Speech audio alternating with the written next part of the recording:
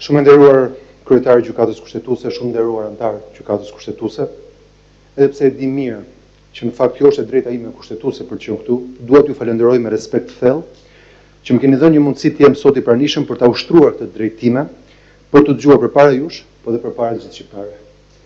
Kam pritur 9 muaj për këto 9 minuta. Betejë ime për të dëgjuar për jush vjen pas një sage të gjatë. Zhgënjyese për thënë drejtën, për të dëgjuar çfarë pas kam bërë. Që jam rrëmbyer nga zyra ku më kanë zgjedhur qytetarët dhe jam mbyllur në një qeli me një regjim burgosje apo shoqërimi më të rëndë se sa vrasje seriale. Kam sot më shumë policë në Gjykatë Kushtetuese se ç'kam avokat. Provën e keni këtu në këtë sallë. Kam përjetuar një periudhë gjatë, të mbushur me shkelje drejtave të mia themelore si qytetar i kësaj republike. Por mbi të gjitha, një periudhë denigrimi dhe përpjekje për të heshtur zërin e një të zgjedhurit 3 herë radhazi nga qytetarët e Tiranës. Kjo nuk është thjesht një përpjekje për të denigruar mua. Ky është një përçmim, është një neveri ndaj votës, ndaj gjës më të shenjtë që ka demokracia. Dhe përçmimi ndaj saj në fakt është përçmim ndaj forcës që kanë qytetarët.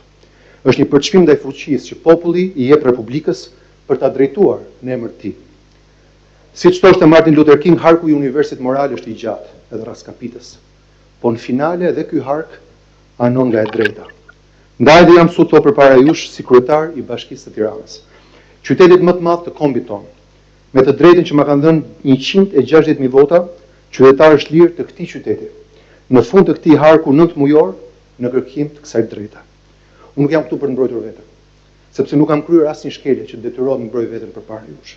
Por jam këtu me respekt, me gjithë respektin që meriton detyra juaj e lartë, për të kërkuar një gjë të vetme. A mund ta mbrojmë së bashku demokracinë që sot po vihet në sprovë? Demokracinë për cilën si unë ashtu dhe ju të nderuar gjyqtar, jemi betuar kur kemi marrë detyrat tona respektive që ta mbrojmë, jo në letër, po me veprim, edhe këtu, edhe sot. Ky mandat nuk është mandati im. Ky mandat është një beslidhje publike. Një kontratë që qytetarët e Tiranës më kanë dhënë me vullnetin e tyre si njerëz të lirë. Kjo beslidhje është nderi i jetës sime. Dhe për mbrojtjen e saj do bëj gjithçka që më lejon ligji, fuqia e mendjes edhe forca e zemrës time. Do ta mbroj deri në fund sepse nuk po mbroj këtu një karrige, por shpirtin e një lidhje të shenjtë midis qytetarit dhe të zgjedhurit të vet. Populli i këtij vendi përmes kushtetutës ka vendosur qartë se askush nuk mund ta ndërpresë mandatin e një të zgjedhurit vendor përpara fatit. Pikë. Përveç se kur ai ka shkruar shkelje të rënda të kushtetutës ose të ligjit. Ky nuk është një zbulim miri, kjo që sapo thash, por është një premtim solemn që Republika e bën ndaj vetes vet, një kufi moral dhe një kufi ligjor, që askush, as unë, as ju, askush nuk duhet ta shkel, ose nëse do ta shkel duhet rrëzojmë më përpara themelet e besimit publik mbi të cilat ngrihet vetë shteti ynë. Prandaj me respekt plot dhe solemn për këtë gjykatë, unë pyes sot, cilën shkelje të rëndë kushtetutës apo të ligjit kam kryer unë në ushtrimin e mandatit kushtetues të kryetarit të Bashkisë së Tiranës? Përpjekja ime për të mbrojtur beslidhjen me qytetarët e Tiranës, edhe në kushtet e rrëmbimit në qeli, është detyrim imi ndaj qytetarëve të këtij qyteti. Besimi im se vota e lirë është më e fortë se kulisat politik, është fuqia që më shtyn ta bëj këtë betejë sot këtu përpara jush edhe përpara të gjithë shqiptarëve. Bindja ime se drejtësia duhet burojë nga kushtetuta dhe jo nga protagonizmi politik, apo etja për karrierë mbi kurrizë të lirive themelore të qytetarëve, është një bindje e palëkundur. Ato çfarë kushtetuta i mbron, shpresoj që në këtë sallë të thuhen me zë të lartë, të arsyetohen nga ju të nderuar dhe të dëgjohen nga çdo shqiptar që ende beson se ligji duhet të mbrojë, jo të sulmojë pabesisht. Të nderuar gjyqtar të Gjykatës Kushtetuese. Në këtë seancë nuk po shqyrtohet një vend pune. Kjo është një seancë historike besoj, që shqyrton vetë demokracinë, shëndetin e demokracisë shqiptare, themelet mbi të cilat qëndron shteti ynë, Republika jonë. Që nga dita kur miratuam Kushtetutën e Republikës së Shqipërisë dhe pranuam demokracinë si vlerën më të lartë të ushtrimit të pushtetit nga sovrani, nga populli pra, të gjithë ne qytetarë politikanë në punës së shtetit, edhe ju të nderuar gjyqtar, jemi betuar me dorë në zemër për ta respektuar dhe për ta mbrojtur këtë vlerë kaq të lartë. Ne jemi betuar se do mbrojmë demokracinë, jo që do ta përdorim atë për interesat kohës. Ta ruajmë si pasurinë më të shenjtë të Republikës, jo ta sakrifikojmë për një llogari të vogël të një momenti, për rahati politike apo për urdhra të përkohshëm që bien ndesh me ligjin e përjetshëm të drejtësisë. Kjo është çështja gjyqësore që do përcaktojë një herë mirë, nëse pushteti do t'i përkas ende qytetarëve, apo do t'u merret atyre në mënyrë të fshehtë dhe hileqare, pas perdeve të caluara me nene dhe gërma të ligjit. Nëse ligji do të përdoret për ta mbrojtur demokracinë apo se ligji do të përdoret për ta përmbysur në emër të një formaliteti, të nevojshëm për një moment caktuar. Sepse kur pushteti që buron nga vota tjetërsohet me taktika për ta anashkaluar vetë vullnetin e votës, atëherë besimi ndaj qytetarëve kthehet në një tradhti morale. Pushteti që ata na kanë dhënë për të shërbyer, po përdoret për t'i sunduar, jo për të shërbyer. Me të njëjtat mjeta që i ka vënë dispozicion në fakt për t'i mbrojtur qytetarët. Dhe atëherë, sipas meje, Republika nuk rrezikohet nga asnjë armik i jashtëm, por nga vetë ata që nën betim për ta mbrojtur, po e përdorin për ta nënshtruar. Po citoj: betoja në nderin tim se do të kryej me ndërgjegje detyrën e kryetarit të bashkisë dhe do t'i bindem kushtetutës dhe ligjeve. Ky është një fragment nga formula e betimit tim si kryetar bashkie 3 herë me dorën në zemër i zgjedhur nga qytetarët e lirë të Tiranës. Ndaj sot jam këtu për ta mbrojtur deri në fund betimin tim për të bindur kushtetutës. Kontratën time me qytetarët e Tiranës. Një kontratë që ka qenë zemrën time në çdo orë pune, në çdo mëngjes, në çdo mbrëmje, në diell, në shi, në çdo rrugë të shtuar, në çdo kënd lojrash që kujtojnë betejat me pistoleta në kënd lojrash, në çdo shkollë janë rreth 50 të reja, kopshte të çerdhe rreth 110, bulevard, kala, shesh, park që e kanë ndryshuar sot Tirana. Edhe nga ditët e pandemisë kopshme, ku çonin ndihmat izoluarve apo të tërmetit, kur ndërtuam shtëpitë e mira familjeve, i kam qëndruar besnik këtij betimi. Dhe unë këtë betim do ta mbroj edhe këtu sot përpara jush, deri në fund. Sepse unë nuk besoj që ka diçka më fisnike për t'u bërë sot, dhe diçka më frymëzuese për një njerëz që i shërben publikut, që është në angazhimin e jetës publike, se sa ta mbroj besimin që i është dhënë me votë të lirë të qytetarëve të lirë. Besimin për drejtuar jo vetëm kryeqytetin e Shqipërisë, një punë administrative, por kryeqytetin e gjithë shqiptarëve, një punë jashtëzakonisht simbolike, një qytet që rre me pulsin e gjithë kombit tonë. Dhe kur beson që ka dhënë gjithçka për këtë mandat të qytetarëve, vjen arsye për cilën të largojnë nga detyra. Dhe citoj: mos prezenca në detyrë për më shumë se 3 muaj. Nuk isha se si të më fyenin më rënd se kaq. Domethënë ka qenë fyerja më e rëndë e jetësime publike dhe këtë thot dikush që ka dëgjuar fyerje dhe legjenda urbane dhe fantazi pafund.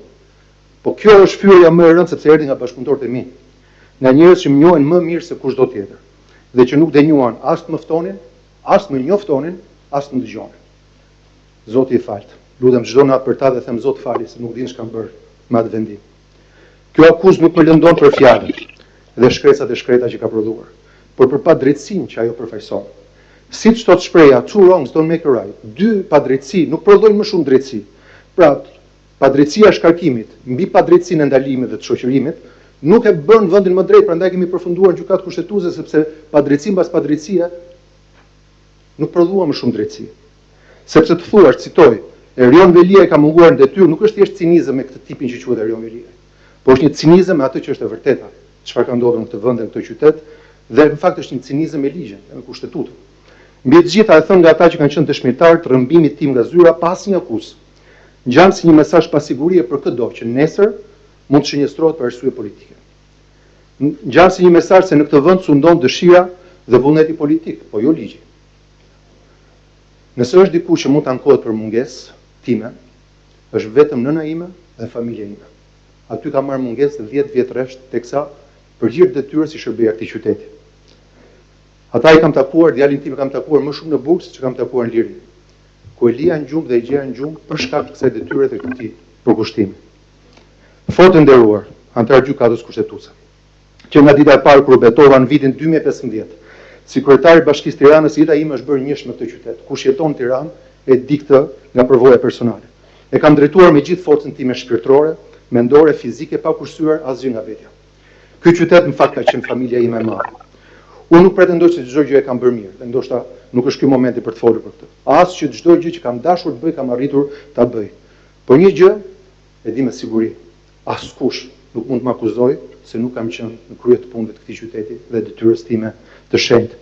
Sepse kush thotë se unë kam munguar, fyen inteligjencën e gjithë qytetarëve të Tiranës që ma kanë besuar 3 herë me radhë, pikërisht sepse e pan me sytë e tyre për kushtimin tim, dashurinë për punën edhe për këtë qytet. Punë nga e cila më shkëputën pa drejtësisht dhe pa besisht. Ata që donin të më shinin me pranga në duar dhe jo me lopatë në duar. Që nuk donin këtë tipin që thash unë, Lalieri në atë zyrë, sepse ajo zyrë është e bërë simboli i dashurie për qytetin, për punën, energjie pozitive, të pafundme, një qendër e optimizmit për gjithë kombin tonë. Mund ta burgosësh një njerëz, po siç jam unë në rastin konkret, por nuk e burgos dot vërtetën e tij. edhe të vërtetën që u lëret. E vërteta është se mos prezenca ime nuk ka qenë zgjedhje. Pra unë nuk zgjodha që të vetë rëmbehem, të vetë izolohem dhe të vetë internohem në qytetin e Durrësit, në një burg në Kënet. Por pasojë një izolimi të imponuar nga shteti. Përmes një vendimit disproporcional nga letra anonime, a mund të vazhdoj 2 minuta? Një izolimi të imponuar nga shteti përmes një vendimi disproporcional, nga letra anonime dhe zell persekutues, që më privoi jo vetëm nga liria dhe familja, por nga qyteti im, përpara se të provoj çdo fajsi. Si mund quhet shkelje? Mungesa një kryetari bashkie që është fizikisht ndaluar nga vetë organet e shtetit në bazë të një vendimi që nuk është i formës prerë. Dhe besoj që gjykata kushtetuese dhe Komisioni i Venecias, siç u relatua edhe nga avokati, flasin qartazi për akte të tilla. A mos vallë duam që ta legjitimojmë idem se çdo funksionar i zgjedhur mund të largohet nga detyra përmes një arrestimi të përkohshëm, pa vendim fajësie, duke ja marrë popullin mandatin që ai vetë ja ka dhënë këtij individi? Nëse kjo pranohet, atëherë ta themi hapur sot, çdo mandat i zgjedhur nuk është më një garanci e sovranitetit qytetar, por është një leje, është një patent, është një licencë, që mund të hiqet në çdo kohë në varësi të vullnetit politik. Nëse ne pranojmë një gjë të tillë, atëherë parimi i prezumimit pafajësisë e humbet totalisht kuptimin. Dhe ndëshkimi pa vendim gjyqësor do të kthehet në një praktikë të zakonshme. Mjafton të arrestosh dikë dhe fare mirë e qiron nga puna apo detyra, misioni apo vota që ka marrë. Kjo do të ishte një rrëshqitje rrezikshme nga shteti i drejtës tek shteti i paragjykimit. Kjo nuk është vetëm një padrejtësi njerëzore, por është një kontradiktë e hapur kushtetuese, sepse më ndëshkon për një fakt që nuk është as veprim, as shkelje, por është një gjendje e imponuar, me forcën disproporcionale të vetë këtij shteti që më kërkon llogari pse nuk vi pasi më ka privuar lirin. Në finale, e nderuar gjykat, nëse pranohet që një kryebashkiak i zgjedhur me votën e popullit mund të hiqet nga detyra pa vendim të formës prerë, atëherë nga nesër çdo qytet, çdo bashki dhe çdo mandat popullor mund të bjerë prej vendimeve politike të momentit. Në atë çast, zgjedhjet e humbasin kuptimin, vota e humbet peshën, sovraniteti qytetar zvendçohet nga vullneti i atyre që duan të sundojnë në emër të ligjit, por duke përmbysur vetë ligjin. Kjo nuk është demokraci. Kjo në fakt është përmbysje e demokracisë. Ky nuk është një prezumim pafajësie, por është një prezumim fajësie. Dhe aty ku pafajësia zvendçohet nga paragjykimi, drejtësia pushon se ekzistuari. Në finale, ajo që duhet t'ju them është se nuk jam këtu për të kërkuar një mëshirë ose një privilegj. Vi për të kërkuar këtu drejtësi kushtetuese. Drejtësia është mburoja morale dhe fundore e Republikës tonë. Ajo që mbron rregullin dhe që na mban bashkë si shoqëri.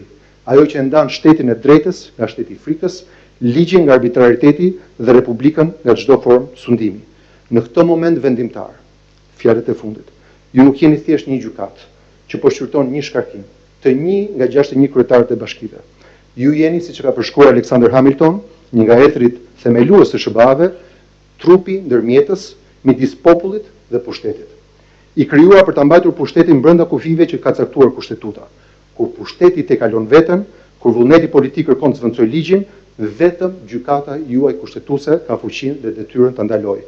Vetëm kjo gjykat mund ta rikthejë shtetin në binar të kushtetutës dhe ta mbrojë qytetarin nga abuzimi i pushtetit që ai vetë ka dhënë. Ju falenderoj shumë për vëmendjen dhe ju uroj një punë të mbarë. Faleminderit, nderuar, zini vëndin.